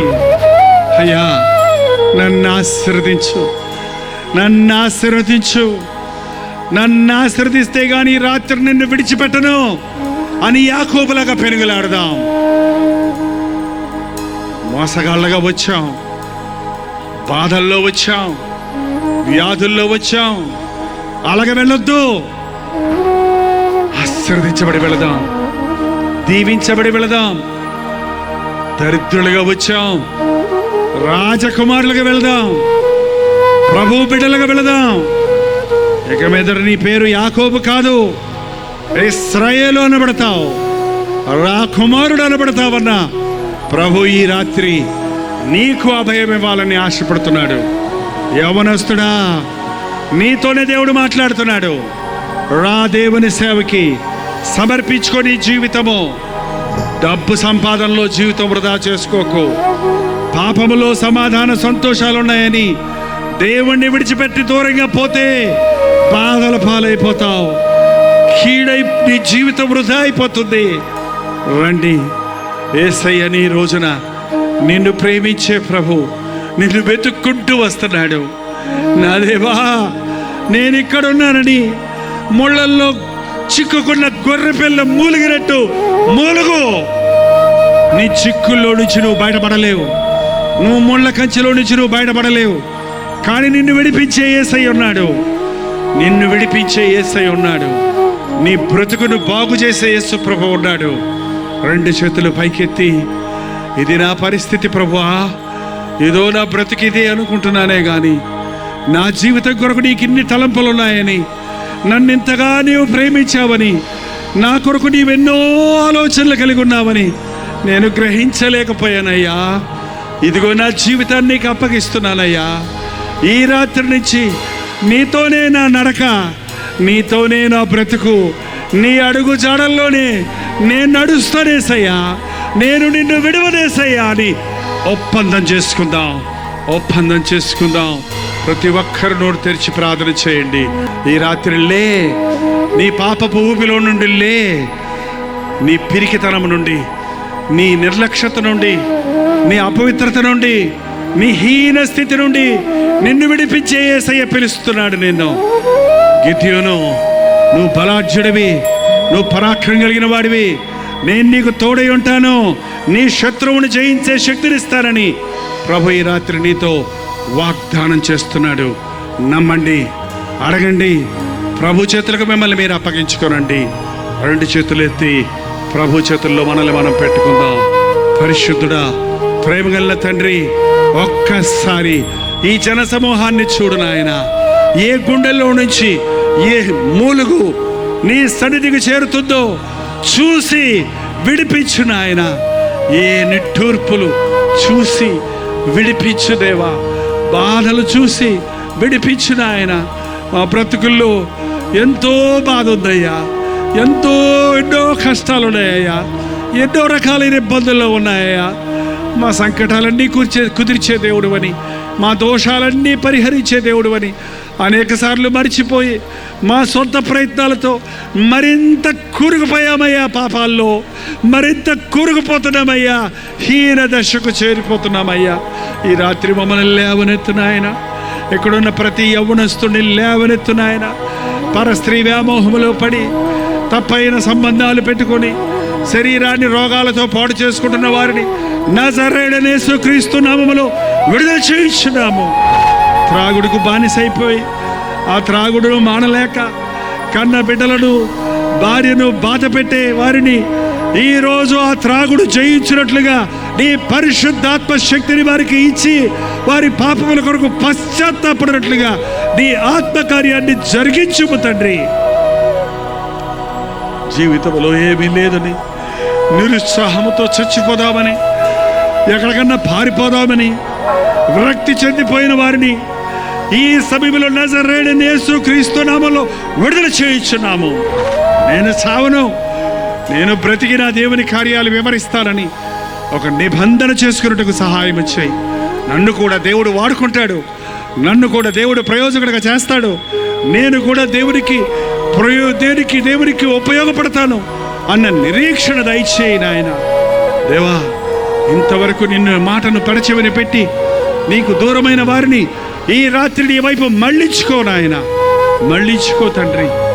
ఏ గుండెల్లో నుంచి ఏ ప్రార్థన వస్తుందో వింటున్న దేవా, హృదయ వాంఛలను తీర్చే దేవా, ఈ మీటింగులైన తర్వాత ఇక్కడ త్రాగుబోతులు మారారని, ఇక్కడ వ్యభిచారులు పరిశుద్ధపరచబడారని, ఇక్కడ యవ్వనస్తులు తమ జీవితాల్లో గురిగనుక్కున్నారని, కుటుంబాల్లో సమాధానం వచ్చిందని, దేవుని సన్నిధి అనుభవిస్తున్నామని సాక్ష్యములు చెప్పుకున్నట్లుగా పరిశుద్ధాత్మ కార్యాలు కొనసాగించము నాయన. ఎన్నోసార్లు మమ్మల్ని మేము చూసుకొని కృంగిపోతున్నామే కానీ మా కొరకు ఇంత గొప్ప ప్రభు ఉన్నాడే, మమ్మల్ని ఇంతగా ప్రేమించే యేసయ్య ఉన్నాడే, మా కొరకు తన రక్తమంతా ఇచ్చిన విమోచకుడు ఉన్నాడే అని మర్చిపోతున్నామయ్యా. అందుకే మా బ్రతుకులో ఏమీ సాధించని వారిగా, ఏమీ చేయలేని వారిగా మిగిలిపోతున్నాం. ఈ రాత్రి కన్నులెత్తి సిలువ వైపు చూస్తున్నామయ్యా. క్షమించే దేవుడిగా, విడిపించే దేవుడిగా, జయమిచ్చే దేవుడిగా ఉన్నామని నమ్ముతున్నాము తండ్రి. ఆ కలువరి సిలువలో నీవు చూపించిన ప్రేమకు మా బ్రతుకును అర్పించుకుంటున్నాము నాయన. మా బ్రతుకు మా చేతిలో ఉంటే నాశనం అయిపోద్దయ్యా. మా బ్రతుకు సాతాను చేతుల్లో పెడితే నిత్య నరకానికి వెళ్ళిపోద్దయ్యా. మా బ్రతుకును నీ చేతుల్లో పెడితే లక్షల మందికి, వేల మందికి, అనేకులకు మమ్మల్ని ఆశీర్వాదకరంగా చేస్తారన్నావు. మా బ్రతుకులు నీ చేతుల్లో పెట్టుకుంటున్నాం. ఇక్కడున్న ప్రతి ఒక్కరిని నీ చేతుల్లో పెడుతున్నామయ్యా. నీకు ఇష్టలుగా వాడుకో నాయన, నీ సాక్షులుగా చేసుకో ప్రభువా. అందరి హృదయాలలో ఆశీర్వాదము దీవెన తప్ప, దేవుని సన్నిధి అభిషేకము తప్ప మరి ఏ కీడుకు చోటు లేకుండా సహాయం చేయి. నీ చిత్తమైతే, నీ రాకడ ఆలస్యమైతే మరల ఈ లోకంలో మేము కలుసుకున్నట్లుగా, లేక నీ రాజ్యములో నిరంతరము నీతో పాటు జీవించే భాగ్యాన్ని మాకందరికి నీ అనుగ్రహించమని యేసు క్రీస్తు నామములో అడుగుచున్నాము తండ్రి. మన తండ్రి అయిన దేవుని యొక్క ప్రేమయు, కుమారుడైన క్రీస్తు యొక్క కృపయు, ఆదరణకర్త అయిన పరిశుద్ధాత్మ యొక్క సహవాసమును కుడి వచ్చిన మనందరికీ ఇప్పుడును సదాకాలమును తోడైయుండును గాక. ఆమేన్, ఆమేన్, ఆమేన్. దేవుని స్తోత్రం. మీరు విన్న వర్తమానం మీకు ఆశీర్వాదకరంగా ఉంటే, మీ ప్రార్థన అవసరతలు భారాలు ఉంటే 954041 నెంబర్కి ఇప్పుడే ఒక టెక్స్ట్ లేక వాయిస్ మెసేజ్ ద్వారా వాట్సాప్ పంపించండి. మీ వాట్సాప్లన్నీ పరిశీలించి మేము ప్రార్థిస్తున్నాం. ప్రభు అద్భుతంగా మనకు జవాబులు ఇస్తున్నాం. మీరు ఇతర దేశాల్లో ఉంటే 91001008 నెంబర్కి మీ ప్రార్థన అవసరతలు పంపించండి. ఉచితమైతే రేపు ఉదయం 7 గంటలకు అనుదిన ధ్యానంలో మళ్ళీ కలుసుకుందాం. అంతవరకు దేవుని మహాకృప మీకు తోడేడు దాకా.